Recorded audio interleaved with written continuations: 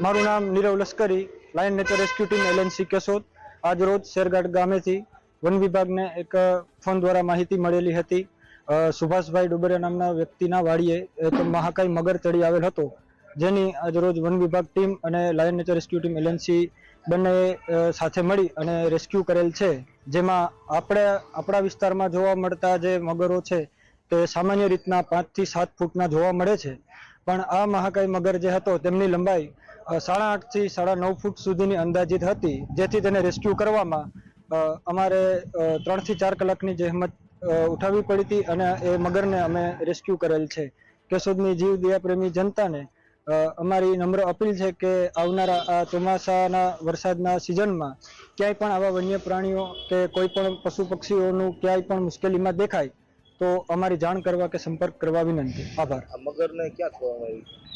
આ મગરને અમે રેસ્ક્યુ કરી અને ફોરેસ્ટ ડિપાર્ટમેન્ટને સોંપેલ છે।